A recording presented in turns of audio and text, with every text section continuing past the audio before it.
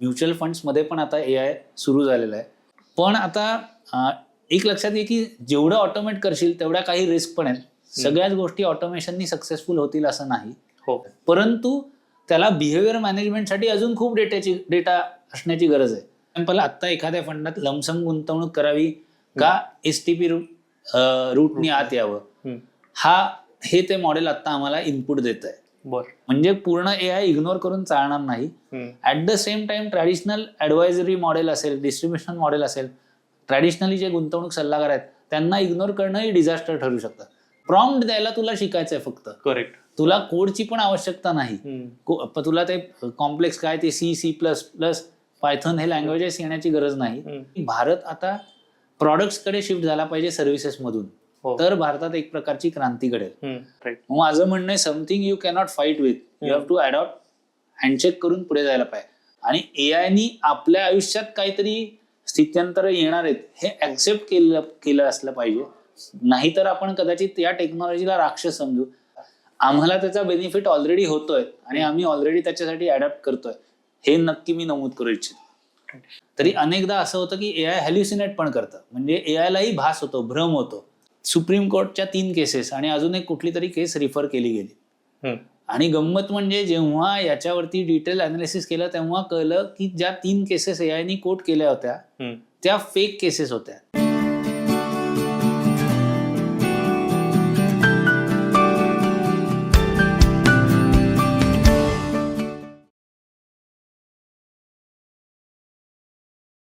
गेल्या काही वर्षात झालेल्या डिजिटल क्रांतीमुळे नवीन SIP सुरू करणं असो, सुरू असलेली पॉज करणं असो, SWP सुरू करणं असो किंवा लमसम गुंतवणूक करणं असो, या सगळ्या गोष्टी मोबाईलवर एका क्लिक न करणं आता शक्य झालेलं आहे.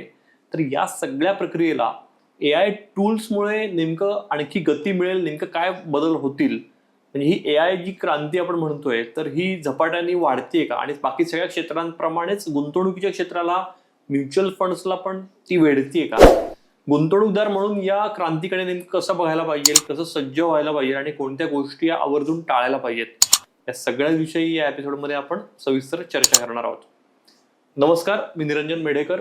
बिग बग्स पॉडकास्टमध्ये तुमचं मनापासून स्वागत. आणि आपल्यासोबत आहेत CA विपुल शाह. नमस्कार. विपुल, वेगळा विषय आहे, म्हणजे खरं तर AI हा खूप मोठा कीवर्ड झालेला आहे, बजवर्ड झालेला आहे. 2025 पूर्ण 24ही हा शब्द सगळ्यांना आता माहिती झालेला आहे. नवीन वर्षी सुरू झालेलं आहे 2026 मध्ये. आता आपण आहोत जानेवारीमध्ये. तर सगळीच क्षेत्र AI मुळे कुठेतरी ढवळून निघतायत किंवा निघतील असं दिसतंय. तर गुंतवणुकीचं किंवा म्युच्युअल फंडचं क्षेत्र पण याला अपवाद नाहीये का, आणि तुला काय नेमके बदल दिसत आहेत? गुंतवणुकीचं क्षेत्र यायला नक्की अपवाद नाहीये असं मी सांगेन. AI फक्त आणि फक्त टेक्नॉलॉजी कंपन्या वापरतात असं नाही. म्युच्युअल फंड्समध्ये पण आता AI सुरू झालेलं आहे वापरणं. म्हणजे गमतीशीर भाग आहे. सुरुवातीलाच सांगतो की मी मध्यंतरी एका ॲसेट मॅनेजमेंट कंपनी म्हणजे म्युच्युअल फंड कंपनीच्या वरिष्ठ अधिकाऱ्यांना भेटलो. त्यांनी त्यांच्या डेटावरती एक ॲनालिसिस रन केलं होतं की कुठल्या क्लायंट्सच्या SIP पॉज होतील या थांबतील. ह्याचा एक फीड गंमत म्हणून किंवा एक प्रयोग म्हणून त्यांनी तो डेटा सगळा फीड केला आणि यांनी प्रेडिक्ट केलं की पुढच्या 3 महिन्यात ह्या काही क्लायंट्सच्या SIP थांबतील. कर्मधर्म संयोगाने 80 ते 90% डेटा मॅच झाला आणि त्या इन्व्हेस्टर्सच्या SIP थांबल्या. आता हे खरंच खूप सरप्राइझिंग आहे माझ्यासाठी सुद्धा की असं काही बिहेवियरल अनालिसिस AI करतं. आणि म्हणजे AI काय करू शकतं, तर 2020चा मार्केट क्रॅश तर तो प्रेडिक्ट करणार नाही, बरोबर, पण AI काही क्षणार्धात पूर्वीच्या क्रॅशमध्ये म्हणजे 2013 किंवा 2008 सालच्या क्रॅशमध्ये काय झालं होतं आणि इन्व्हेस्टर्सना त्याचं इनपुट देईल, डेटा फास्ट देईल. आज हे आम्ही मॅन्युअली करतोय की मी जाणार, मला कोणी इन्व्हेस्टर आलं तर मी त्यांना सांगणार मागे 4 वर्षात काय झालं, तेव्हा काय झालं. मला याच्यासाठी खूप वेळ लागतो डेटा सर्च करायला, डेटा माइन करायला, क्रंच करायला. AI काय करेल, तो डेटा मला क्षणार्धात उपलब्ध करून देईल आणि इन्व्हेस्टरला सांगेल की तुम्ही डेटाच्या आधारे, माहितीच्या आधारे तुम्ही इन्फॉर्म्ड डिसिजन घ्या, ना की भावनेच्या आधारे. सो AIचा हा फायदा आहे. आणि असं घडलंय, AIनी असे अलर्ट्स दिलेले आहेत.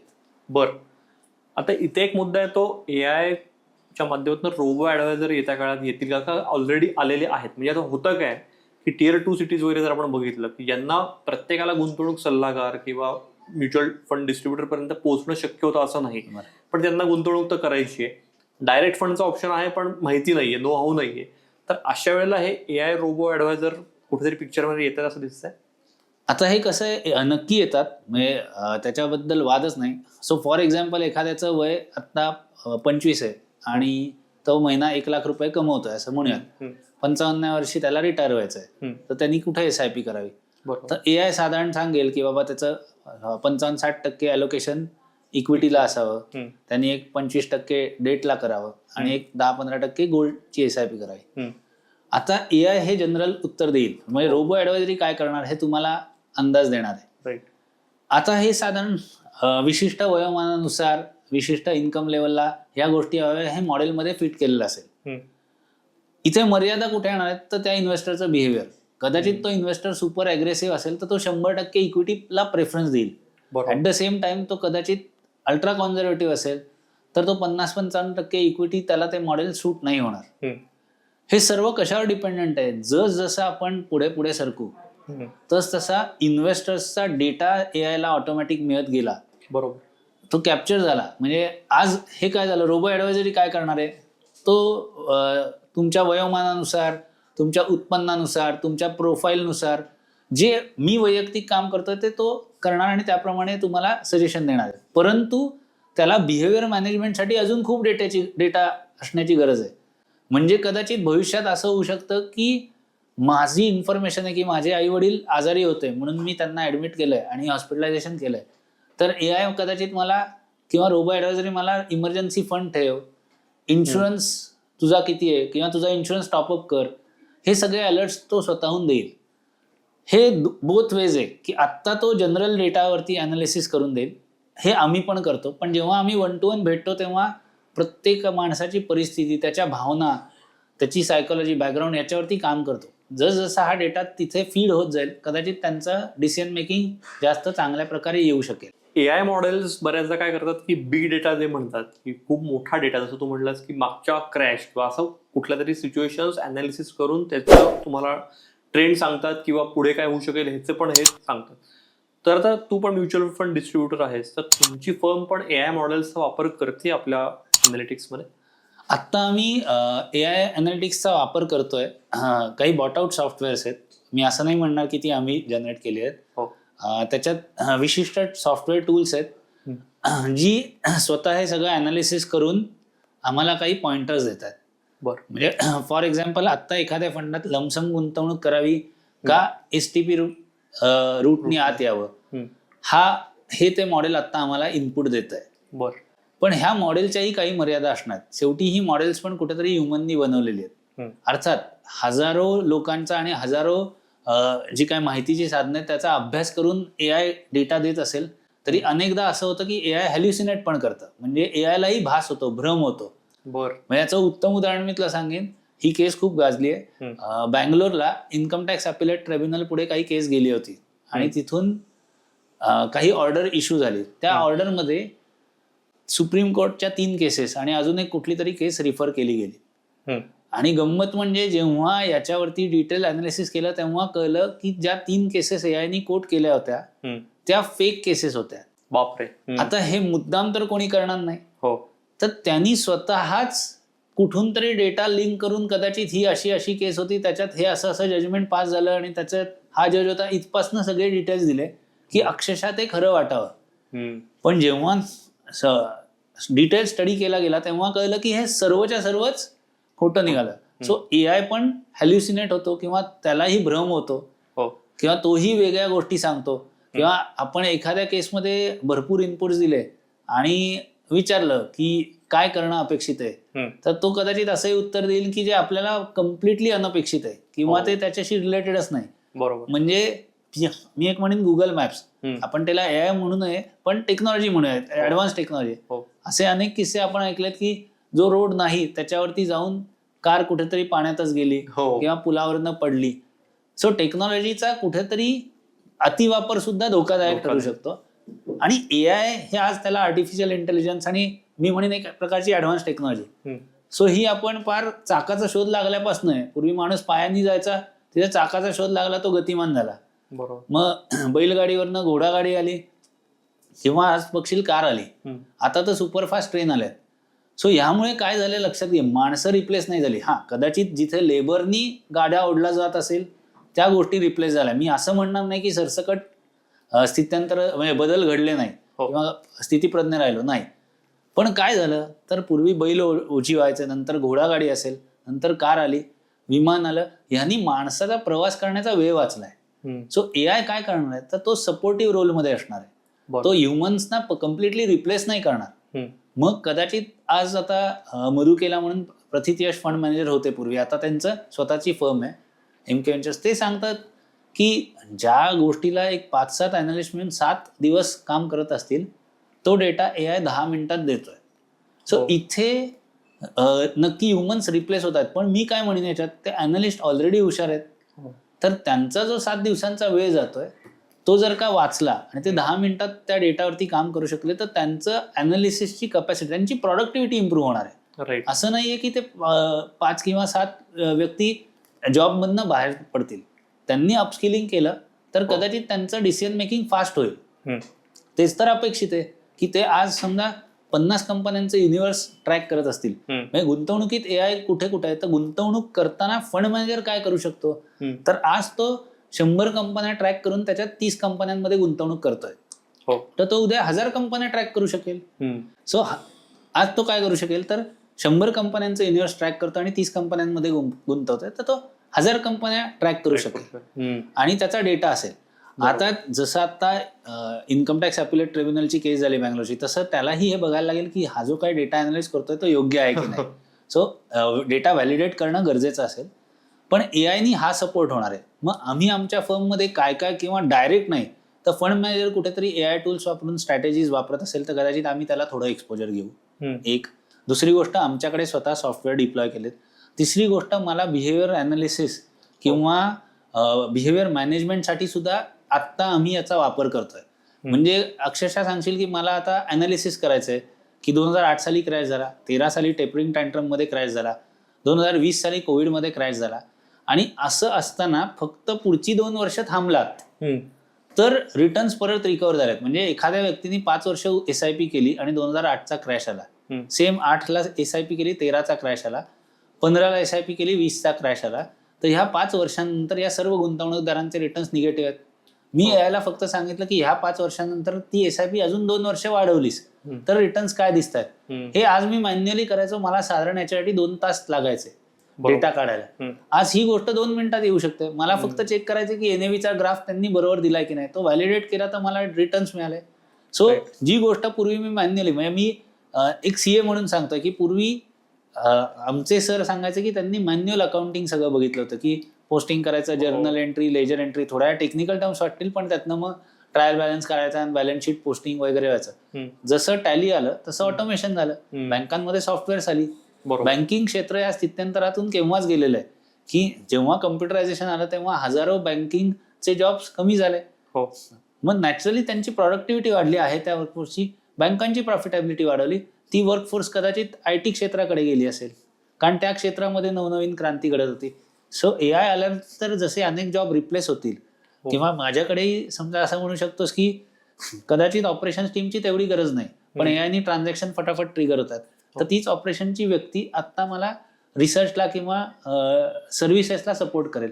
सो आत्ता आम्ही टू कट इट शॉर्ट म्हणजे मी म्हणायचं तर आम्ही इन्व्हेस्टमेंट कुठल्या सेक्टरमध्ये लमसम करावी का एसटीपी याच्यासाठी एआय वापरतोय. काही ठिकाणी आम्हाला अनालिसिस किंवा सपोर्टसाठी एआय वापरतोय. कुठले सेक्टर्स चालतील किंवा ट्रेंड चालतील याच्यासाठी फंड मॅनेजर्स एआय वापरतात. सो आत्ता ऑलरेडी आम्ही या गोष्टी करतोय. या व्यतिरिक्त अगदी छोटंसं सांगशील तर आजकाल युट्यूबवरच्या व्हिडिओज किंवा याच्यातनं दिसतं की ईमेल रायटिंगसाठी याच्यासाठी वापर करता येऊ शकतो. मायक्रोसॉफ्टचं कोपायलट म्हणून एआय टूल आहे. सो त्याचा वापर करून पिव्होट टेबल्स किंवा या गोष्टी आमच्या इथे फटाफट केल्या जात आहेत. सो अनेक गोष्टींमध्ये वापरतोय, पण गुंतवणुकीच्या ऍक्च्युअल एक्झिक्युशनसाठी किंवा सल्ल्यासाठी मात्र आम्ही जो मी एक स्पेसिफिक टूल सांगितलं की आत्ता एखाद्या सेक्टरमध्ये लमसम करावं का एसटीपी करावं याच्यासाठी एआयचा वापर करायला सुरुवात केली. या व्यतिरिक्त काही सॉफ्टवेअर्स आहेत जी डेटा आम्हाला देणार आहेत, तर ती स्वतः एआय वर बिल्ट आहेत. सो ते सांगणार आहेत की कुठल्या सेक्टरमध्ये करावं, पासून कुठले ट्रेंड्स येतील, ट्रेंड्स आयडेंटिफाय करण्याचं काम ते करतात. फंड मॅनेजर्स त्यांच्या एंडला तर हे नक्की करत आहेतच, जसं आपण चर्चा केली तशी. नक्कीच. एक मुद्दा भावनिकतेचा येतो, म्हणजे इन्व्हेस्टर बिहेवियर हा जो एक क्रुशल मुद्दा आहे. तर एआयचा एक बेनिफिट तो पण वाटतोय की तो त्या इन्व्हेस्टरचं बाकी सगळ्या गोष्टी बघून तो काय म्हणतात त्याला कुठलाही बायस नसलेला सल्ला पण देऊ शकतो. जो बायस तो इन्व्हेस्टर म्हणून त्याचाही असू शकतो किंवा गुंतवणूक सल्लागाराचाही असू शकतो. बायस म्हणजे चांगल्या अर्थाने असू शकतो, एक ठराविक सेक्टरलाच प्रेफर असणं किंवा नसणं. तर या बाबतीत एआय थोडंसं मी सांगेन की एआय डेटा ड्रिव्हन डिसिजन देणार, त्यामुळे तो ऑब्जेक्टिव्ह असेल. हो. पण ऍट द सेम टाइम जी भावना आहे, अगदी एका व्यक्तीची सकाळी एक भावना असते, रिस्क टेकिंग कॅपॅसिटी असते, दुपारी एक असते, संध्याकाळी एक असते. सकाळी जो इन्व्हेस्टर माझ्याकडे लॉंग टर्म आलेला आहे की मी 10 वर्ष बघणार नाही, दुपारी जर का त्याला कळलं की ट्रम्पनी इराणवरती हल्ला केलाय, तर 3 वाजता मला फोन येतो, अरे सकाळी टाकलेत ना, ते गेलेत का पैसे, म्हणजे गुंतवणूक झाली का, अरे काढून टाक. मला असे अनुभव आले की 2-3 कोटी रुपये गुंतवणूक करायचे, एका सेफ इन्स्ट्रुमेंटमध्ये गुंतवणूक करायची, पण सडनली काही कारणामुळे होल्डबॅक केलेले, आणि ते कारण एक्सटर्नल आहे, म्हणजे कुठेतरी जगात कुठेतरी केओस झालाय आणि व्यक्ती घाबरले, असं होऊ शकतं. ह्याच्यात त्या बिहेवियरला, मानसिकतेला आपल्याला एक प्रकारचं मी म्हणेन ती मान्यच करायला पाहिजे, कारण कोणीही चूक किंवा बरोबर नसतो. प्रत्येकाला काही ना काहीतरी अनुभव आलेले असतात, स्वतःचे अनालिसिस त्यांचं केलेलं असतं, अभ्यास असतो, व्यवसायातला अनुभव असू शकतो, तर ह्यातून लोक घडतात. सो बिहेवियर ह्याच्यासाठीच तर एआय आणि ऍडवायझर यांची युती झाली पाहिजे, कारण एआय तुम्हाला डेटा देणार आहे, फक्त त्याचं व्हॅलिडेशन करणं गरजेचं आहे. एआय तुमच्या सगळ्या चेकलिस्ट फॉलो करेल. एआय कम्प्लिटली प्रोसेस ड्रिव्हन आहे. Humans are prone to do error. AI थकणार नाहीये.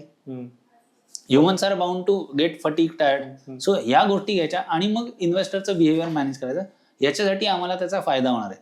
म्हणजे मी काय सांगणार, समजा बिहेवियरली एखादा इन्व्हेस्टर पॅनिक झालाय किंवा विपुल गेले 2 वर्ष एसआयपीचे रिटर्न्स नाहीत, आता स्मॉल कॅपचे रिटर्न्स नाहीत, तर बंद करूयात किंवा तुमचा फंड चुकलाय. मी जस्ट त्या एआय टूलला सांगितलं की बाबा असं 2010 ते 12 मध्ये झालं होतं की इन्व्हेस्टरला रिटर्न नव्हते, त्या फंडाने तेव्हा काय रिटर्न्स दिलेत, तर मला हा data at a click available आहे आणि मला तो प्रेझेंट करायचा आहे. सो हा फायदा होऊ शकतो की मला बिहेवियर समजून घ्यायचं आहे आणि एआय टूल वापरून क्विकली त्याचं सोल्युशन द्यायचं आहे.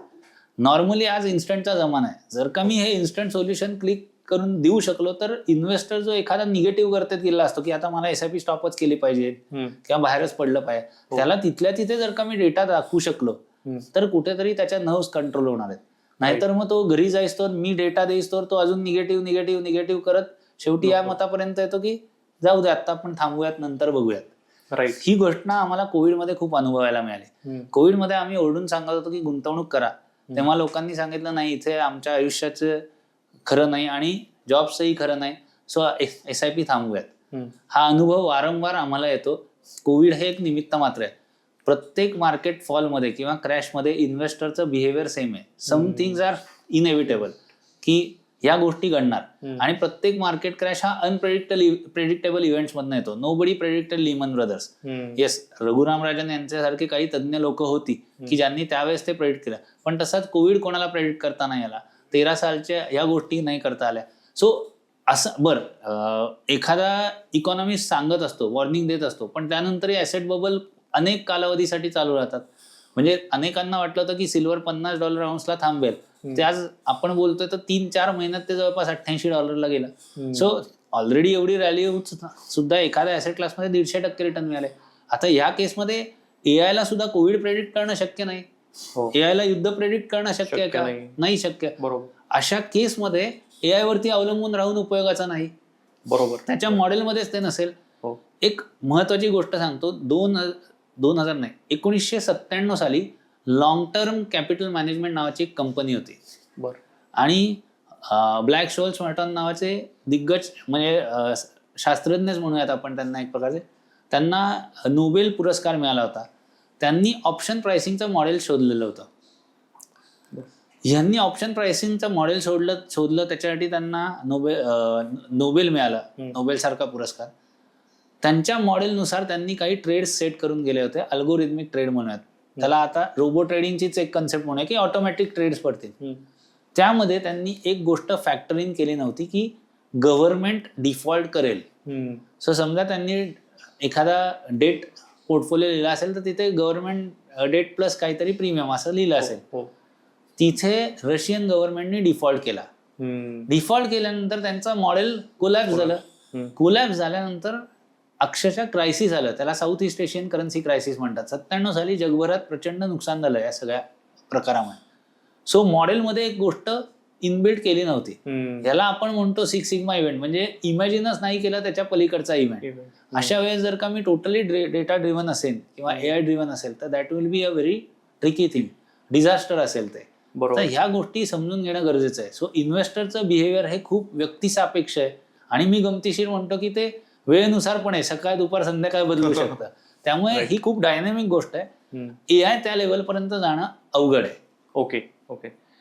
एक थोडंसं ऑटो ऍडजस्टेड SIP या आता आहेत का सुरू, किंवा या होऊ शकतात का एआय टूल्सच्या मदतीने? म्हणजे उदाहरणार्थ एखादी व्यक्ती SIP सुरू करतो, त्याला ती पॉज करायची नसते, थांबवायची नसते किंवा बाहेर पडायचं नसतं. पण बऱ्याच असं होतं की त्याचं उत्पन्न किंवा काय खर्च वाढतात, उत्पन्न कमी होतं.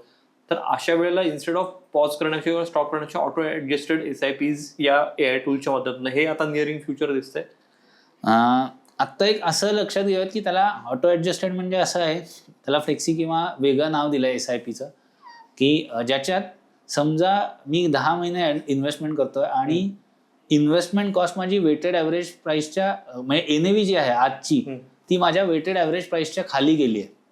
तर मी जास्त युनिट्स बाय करावे अशी सोय केलेली आहे. पण याच्यात थोड्या मेकॅनिझममध्ये तुमच्या SIPच्या फॉर्मला म्हणजे ऑटो डेबिट जे मॅन्डेट आहे ते बँकेत ती प्रोव्हिजन असली पाहिजे. सो अशी टेक्नॉलॉजी ऑलरेडी अस्तित्वात आहे. एआयच्या माध्यमातून कदाचित अजून ट्रेंड्स आयडेंटिफाय करून केलं जाईल. या गोष्टी नक्की केल्या जाऊ शकतात. ऑटो ट्रिगर पण आहे. म्हणजे ऑटो ट्रिगर म्हणजे काय, तर 20% प्रॉफिट झालं तर ऑटोमॅटिक फंड इकडून तिकडे जावा. ही फीचर्स एआय हा शब्द येण्या आधीपासून म्युच्युअल फंडामध्ये आहेत. म्हणजे असं नाही की ही अस्तित्वात नाहीत. सो या गोष्टी नक्की अवेलेबल आहेत. पण आता एक लक्षात घे की जेवढं ऑटोमेट करशील तेवढ्या काही रिस्क पण आहेत. सगळ्याच गोष्टी ऑटोमेशननी सक्सेसफुल होतील असं नाही. जिओ ब्लॅकरॉक हे तेच एक गोष्टी घेऊन आल्यात की AI driven portfolios with lowest possible cost. So they are trying to probably penetrate industry in a big manner. पण अशा केसमध्ये एखाद्या प्रतितीय फंड मॅनेजरला आउट परफॉर्म करणं हे अजून कितपत शक्य आहे हे कालौघातच कळेल. म्हणजे तुला आठवत असेल तर विश्वनाथ आनंदच्या चेस कम्प्युटर बरोबर चेसच्या स्पर्धा कॉम्पिटिशन लावले होते आणि काही तो जिंकला पण होता. सो किंवा आजही कॉम्प्युटरमध्ये आपण खेळतो तेव्हा चेस त्या लेवल 1 लेवल 2. सो ते काय एक प्रकारचा समोर बसलेला आर्टिफिशियल इंटेलिजन्सनीच काम चाललंय. सो तसं बघितलं असतं humans are still superior I will say. Certain capacities you have to accept की माणूस किती जोरात पळायला लागला तरी तो फेरारीला तर ओव्हरटेक करू शकणार नाही. सो सर्टन टूल्स अशी असतील पण तेच तो फेरारीत बसून फास्ट प्रवास करू शकेल. सो हा जर का आपण विचार केला तर टेक्नॉलॉजी अडॅप्ट करणं आणि त्याच्या साहाय्याने आपला व्यवसाय वृद्धी करणं किंवा आपले डिसिजन घेणं हे गरजेचं आहे. म्हणजे पूर्ण एआय इग्नोर करून चालणार नाही. At the same time traditional advisory model असेल, डिस्ट्रीब्युशन मॉडेल असेल, ट्रॅडिशनली जे गुंतवणूक सल्लागार आहेत त्यांना इग्नोर करणं ही डिझास्टर ठरू शकतं. तुम्हाला कॉम्बिनेशन करायला लागेल अशा प्रकारे की जेणेकरून तुमचा सल्लागार पण त्या टूल्सचा वापर करून, आधुनिक तंत्रज्ञानाचा वापर करून कुठेतरी तुम्हाला सर्व्हिस करतोय हे तुम्हाला बघणं गरजेचं आहे. नसेल तर तुम्ही तुमचा म्हणजे डिसिजन घेऊ शकता की कशा प्रकारे गुंतवणूक करताय. नक्कीच. एक आता महत्वाचा प्रश्न, गुंतवणूक सल्लागार, एआय टूल्स की एआय टूल्सचा वापर करणारा गुंतवणूक सल्लागार? तेच तर मी तुला आता सांगितलं की गुंतवणूक सल्लागार जो एआय टूल्स अडॅप्ट करतोय, राईट, गुंतवणूकदारांनीही हे समजून घेतलंच पाहिजे.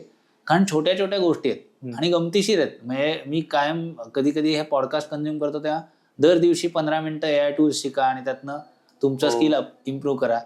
तुला गंमत वाटेल, मीही काही अशी प्रेझेंटेशन्स रन केली आहेत आणि अक्षरशः 2 मिनिटात ती प्रेझेंटेशन्स रन झाली आहेत, ज्याच्यासाठी मला 4-4 दिवस 4-4 टीम मेंबर्सनी सपोर्ट केला होता. So naturally we can scale up our business using those AI tools. म्हणजे अक्षरशः पॉवर पॉईंट प्रेझेंटेशन निघतात, एक्सेल्स निघतात, डेटा अनालिसिस निघतं. एक सोपी गणित सांगतो, सोपं गणित म्हणून सांगतो की मी एक प्रश्न एका गुंतवणूकदारासमोर बसलो होतो की 5 वर्षात मला पैसा माझा डबल झाला, तर माझा CAGR झाला 14%. आता 6व्या वर्षी मार्केट फ्लॅट राहिलं तर माझा CAGR किती होईल? बरोबर. म्हणजे 6व्या वर्षी मार्केट म्हणजे माझे 100 रुपयाचे 200 रुपये झाले 5 वर्षात, आणि पुढच्या वर्षी ते 200च राहिले आणि 6वं वर्ष संपलं, तर माझा CAGR किती? आता रूल ऑफ 72 मुळे मी तुला तोंडी सांगू शकतो की 12%. बट अदरवाईज हे गणित मला करायला लागेल एक्सेल वरती. बरोबर. तू AI ला फक्त ही कमांड दिलीस की 5 years money becoming 100 rupees becoming 200, 6th year no returns, calculate 6th year CAGR. Prompt द्यायला तुला शिकायचंय फक्त. करेक्ट. तुला कोडची पण आवश्यकता नाही. तुला ते कॉम्प्लेक्स काय ते C++, पायथन हे लँग्वेजेस येण्याची गरज नाही. तुम्ही प्रॉम्प्ट देण्या इतपत स्मार्ट झालात तरी सुद्धा AIच्या माध्यमातून तुम्ही उत्तरं घेऊ शकता. तर हा त्याचा फायदा आहे. आणि तू बघशील तर मी मागेही हे सांगितलं होतं, मी परत एकदा हायलाईट करू इच्छितो, पूर्वी लँडमध्ये वेल्थ होती, नंतर कारखानदारीत आली, नंतर डेटामध्ये आली, टेक्नॉलॉजीमध्ये. कदाचित पुढचं येणारं जे दशक असेल ते AI ड्रिव्हन कंपन्यांमध्ये ऑलरेडी हे झालंय की त्या चिप्स, त्यातनं एनव्हिडियाचे शेअर्स किंवा टेस्ला. जहांगीर अजीज म्हणून इकॉनॉमिस्ट आहेत, चीफ इकॉनॉमिस्ट आहेत JP मॉर्गनचे, ते मध्ये सांगत होते, त्यांना विचारलं की भारतात $1 ट्रिलियन कंपनीज कधी होणार? $1 ट्रिलियन कंपनीज कधी होणार? $1 trillion is close to 90 lakh crore market cap रफली. 90 लाख कोटीची. आज रिलायन्स अराउंड माझ्या मते 20 लाख कोटीच्या आसपास असेल. सो तो सडनली तर 4 टाइम्स होणार नाही. I think Reliance is the priciest company, सगळ्यात जास्त महागडं व्हॅल्युएशन असलेली कंपनी भारतात आहे. सो तू जर का बघशील तर तिथे टेस्ला घडली, तिथे एनव्हिडिया आहे, तिथे तसा स्कोप आहे. अगदी मध्ये बाबा कल्याणींनी पण इंटरव्ह्यू दिला, त्याच्यात सांगितलं की भारत आता प्रॉडक्ट्स कडे शिफ्ट झाला पाहिजे सर्व्हिसेस मधून, तर भारतात एक प्रकारची क्रांती घडेल. सो आज आपण AI मध्ये खूप मागे आहोत. आपण सपोर्ट खूप करतोय, आपण कदाचित अडॅप्ट करू, पण चायनानी ChatGPTच्या म्हणजे ओपन AIच्या ChatGPT नंतर डीपसीक आणलं. भारताचं कधी येणार हा, म्हणजे भारतात ती इकोसिस्टीम कधी तयार होईल? बरं, हे सगळे बनवणारे नेहमीप्रमाणे म्हटलं तसं सिलिकॉन वाले ही IITians भरलेली. तीच परिस्थिती आहे की आपल्याकडे टॅलेंट आहे, त्यांना तो जर का स्कोप मिळाला तर आपल्या इथे गुंतवणुकीच्या क्षेत्रात सुद्धा क्रांती घडू शकेल. आपल्याकडेही अत्यंत उत्कृष्ट परफॉर्मन्स देणारे फंड मॅनेजर ज्यांनी मार्केट्स पेक्षा म्हणजे बेंचमार्क पेक्षाही चांगले रिटर्न्स दिलेत, त्या लोकांना जर का ही टूल्स आपण उपलब्ध करून देऊ शकलो तर ते अजून चांगल्या प्रकारे गुंतवणूकदारांसाठी भांडवल वृद्धीचं काम करू शकतात. तर ही पॉसिबिलिटी आपल्या इथे नक्की आहे. विपुल, तू सांगतोयस यावरनं असे जाणवते की कुठेतरी गुंतवणूकदारांनी पण AI साक्षर होणं गरजेचं आहे का, आणि तसे ते झाले तर त्यांना काय फायदे होऊ शकतात? हे बघ, गुंतवणूकदारांनी तर AI साक्षर व्हायलाच पाहिजे. मी असं म्हणेन, असं धरून चालूया की गुंतवणूकदारांनी त्यांचा फायनान्शियल डेटा कुठे अपडेट केला एखाद्या AI टूलवर, आणि ते टूल असं ट्रेन झालेलं असेल, म्हणजे ही माझी विशलिस्ट आहे असं म्हणत की इन्कम वाढलं, SIP वाढण्याचा अलर्ट जायला पाहिजे. आज ही गोष्ट मी मॅन्युअली करतोय. बरं, त्या इन्व्हेस्टरचं इन्कम वाढल्याचा अलर्ट मला नाही येऊ शकत. ठीक आहे, unless until I have access to that data. दुसरी गोष्ट, माझ्या एंडला मी काय करू शकतो, तर समजा फंड्स परफॉर्म नाही करत आहेत तर AI मला ट्रिगर द्यायला पाहिजे की ऍसेट अलोकेशन चेंज कर. तोच कदाचित फंड मॅनेजर इन्व्हेस्टर गुंतवणूकदार पण त्याच्या एंडला हे टूल वापरू शकतो की where he is heading. Inflation वाढलं, माझं एक म्हणणं होतं की मी 60% इन्फ्लेशननी एज्युकेशन प्लॅनिंग केलं आणि सडनली दिसतं की 8-10% इन्फ्लेशन खाली ते राहतच नाही, तर मला AI कडनं अलर्ट मिळू शकतो की अरे गोल मिस होईल, you need to allocate more. Right. So क्लायंटचं बिहेवियरल अनालिसिस सुद्धा करण्यासाठी मला मदत व्हायला पाहिजे. गोल मिस होण्याचे अलर्ट मिळायला पाहिजेत, रिप्लॅनिंग करण्याचे अलर्ट मिळायला पाहिजे. See, something which is repetitive can be automated, right, ज्याला ऑब्जेक्टिव्ह गोष्टी आहेत. आणि इथे सगळीकडे ऍटलिस्ट ह्या टूल्सना मॅथमॅटिक्स आहे की माझं गोल मिस होत आहे, इन्फ्लेशनचा ॲझम्पशनच चेंज करायची वेळ आली, किंवा SIP वाढवायची कधी तर इन्कम वाढलंय. दीज आर ऑब्जेक्टिव्ह की इन्कम वाढलंय, किती वाढलंय हे क्लिअर असणार आहे. सो आणि ही रिपिटेटिव्ह गोष्ट आहे, म्हणजे दरवर्षी आता माझ्याकडे समजा 5,000 इन्व्हेस्टर्स आहेत, प्रत्येक इन्व्हेस्टरचा पगार कधी वाढतो मला माहित नाही. सो आमच्याकडे दर महिन्याला किंवा 3 महिन्यांनी एंगेजमेंट झाली तर क्लायंटच्या लक्षात येणार आहे. पण मला AI सपोर्ट केला की अरे विपुल, ह्या क्लायंटची ना दर मार्चला अप्रेझल सायकल आहे, सो मग मी एप्रिलमध्ये त्यांना कॉल करू शकतो, सर स्केल वाढला असेल तर तुम्ही गुंतवणूक करा. आज तू बघशील तर आपण नुसतं सर्व करतो की गोवा हॉलिडेज, तर आपल्याला ऑटोमॅटिक ऍड्स यायला सुरुवात होतात गोव्याच्या पॅकेजेसच्या किंवा ह्याच्या. अगदी तू आणि मी बोलतोय की माझ्या घरी काहीतरी जुरळ जास्त आलेत, एक्झाम्पल सांगतो अगदी, तर पेस्ट कंट्रोल वाल्यांचे मला मेसेज यायला लागतात याच्यावरती. म्हणजे आपला डेटा किती शेअर होतो, तर आपला व्हॉइस आता आपण हे डिस्कस करतो हेही गुगल ऐकत असतंय आणि मला दुपारपासून तसे मेसेज यायला लागतील. ही इथपर्यंत टेक्नॉलॉजीने आपल्याला पेनिट्रेट केलंय. माझं म्हणणं आहे something you cannot fight with, you have to adopt, handshake करून पुढे जायला पाहिजे. तुम्ही असं म्हणून चालणार नाही की अशी टेक्नॉलॉजी घातक आहे म्हणून मी त्याचा वापर करणार नाही. तुम्ही त्याचा वापर करून, म्हणजे अमेझॉननी कसं अडॅप्ट केलं बघ. वाचन संस्कृती लोप पावत होती पण लोक नाही करत, त्यांनी अमेझॉन किंडल काढलं. सो टेक्नॉलॉजीचा वापर करून पुस्तकं वाचा. बरोबर. सो कुठेतरी त्या गोष्टी शाश्वत करण्यासाठी टेक्नॉलॉजीचा वापर करायचा आहे, पण त्याचा राईट अप्रोच असायला हवा. माझी जी विश लिस्ट आहे ती कदाचित बाजारात अवेलेबल पण असेल, की मला माझ्या सेल्ससाठी ही सगळी टूल्स अवेलेबल असतील, पण ती मला अफोर्डेबल कशी होतील ही एक कदाचित यातली एक नेक्स्ट लेवलची क्रांती असेल, की जेणेकरून सर्व इन्व्हेस्टर्सना, गुंतवणूकदारांना याचा नक्की फायदा होईल. सो गुंतवणूकदारांनी, गुंतवणूक सल्लागारांनी दोघांनीही AI साक्षर होणं गरजेचं आहे. आणि एआयनी आपल्या आयुष्यात काहीतरी स्थित्यंतर येणार आहेत हे ऍक्सेप्ट केलं असलं पाहिजे. नाहीतर आपण कदाचित या टेक्नॉलॉजीला राक्षस समजू. ऍक्च्युली तर शाप नसून वरदान ठरेल जर का त्याचा योग्य वापर केला तर. ही दुधारी शस्त्र आहेत, तुम्ही वापराल त्याप्रमाणे त्याचा बेनिफिट तुम्ही घेऊ शकता. आम्हाला त्याचा बेनिफिट ऑलरेडी होतोय आणि आम्ही ऑलरेडी त्याच्यासाठी अडॅप्ट करतोय, हे नक्की मी नमूद करू इच्छितो. हे फायनल टेक अवे असाच म्हणता येईल आपल्याला की कुठलंही नवीन स्थित्यंतर जेव्हा येतं, विशेषतः टेक्नॉलॉजीमध्ये, तेव्हा सुरुवातीला तो फोबियाच असतो, तो फिअरच असतो, पण पुढे जाऊन आपल्याला कळतं की जेवढा भाऊ केला तेवढा नव्हता करायची गरज, उलट त्याचा फायदाच झालाय. बरोबर. So change is the only permanent thing. ते करूनच आपण पुढे जायला पाहिजे. विपुल, आता आपण रॅपिड फायर घेऊया. काही मी प्रश्न विचारेन तुला एका शब्दात किंवा एका वाक्यात उत्तर द्यायचे. AI म्हणजे गुंतवणुकीचा ज्योतिषी आहे की फक्त एक अतिहुशार कॅल्क्युलेटर? 50-50. थोडा कॅल्क्युलेटरचा पर्सेंटेज जास्त ठेव. ओके. शेजारच्या काकांच्या टिप्स पेक्षा AIचा अल्गोरिदम निवडणं म्हणजे प्रगती आहे का? थोडीफार, कारण गुंतवणूक सल्लागार हवाच. मार्केट कोसळल्यावर AIला घाम फुटत नाही म्हणून आपण त्याला दगड काळजाचा गुंतवणूकदार म्हणायचं का? हे पाषाण हृदयी ज्याला म्हणतो आपण. मी म्हणेन पाषाण हृदयीपेक्षा स्थितप्रज्ञ किंवा स्थितप्रज्ञ म्हणेन. तुमच्या पोर्टफोलिओवर लक्ष ठेवणारा AI हे पर्सनल असिस्टंट आहे की सारखी कटकट करणारी सासू? Personal assistant. तुम्ही बघाल त्याप्रमाणे, पण मी त्याला पर्सनल असिस्टंट म्हणून बघेन. आणि माझी सासू अजिबात कटकट करत नाही. जर AI रोबो ऍडवायझरनी मला गुंतवणुकीचा सल्ला म्हणून असं सांगितलं की सगळे पैसे या एका ठिकाणी गुंतव, तर आपण आपलं डोकं कपाटात कुलूप लावून ठेवावं का काय करावं? नाही, त्याचं इनपुट घ्यावं, डिसिजन आपलाच असावा. ऐकावे जनाचे, करावे मनाचे. शेवटचा प्रश्न. AI मुळे फंड मॅनेजरची नोकरी धोक्यात आहे की त्यांना फक्त आता कॉफी पिऊन निवांत निकाल पाहिजेत? त्यांना कॉफी प्यायची आहे, निकाल पाहायचेत आणि अनालिसिस कंटिन्यू करायचं आहे. मला वाटतं विपुल, हा विषय खूपच वेगळा आहे, महत्वाचा आहे आणि सगळ्यांचेच काय म्हणतो त्याला की त्याकडेच नजरा लागलेल्या आहेत असा कुठेतरी आहे. गुंतवणूकदार म्हणून कुठेतरी पॅनिक पण आहेत की सगळंच जगच बदलतंय का. म्हणजे एकतर ती युद्ध किंवा या गोष्टींची अनिश्चितता आहे जगभरातला जर हे घेतलं तर, आणि दुसरीकडे टेक्नॉलॉजीमुळे नेमकं काय होईल. पण तू जसं म्हणलास तसं AI हे मानवी अनुभवाला ओव्हरकम करणार नाही, तर AI आणि एक्सपिरियन्स, ह्युमन एक्सपिरियन्स हा हँड इन हँडच जाईल. मला आपल्या सगळ्या प्रेक्षकांनाही विचारायचं आहे की हा AIचा स्पेशल एपिसोड तुम्हाला कसा वाटला, आम्हाला नक्की सांगा. तसंच या संदर्भात काही प्रश्न असतील, काही शंका असतील, अजूनही तुम्हाला पडल्या असतील तर आम्हाला कमेंट्समध्ये नक्की विचारा. टीम बिग बग्स तुमच्या सगळ्या प्रश्नांची उत्तर द्यायचा नक्की प्रयत्न करेल. भेटूया पुढच्या पॉडकास्टमध्ये.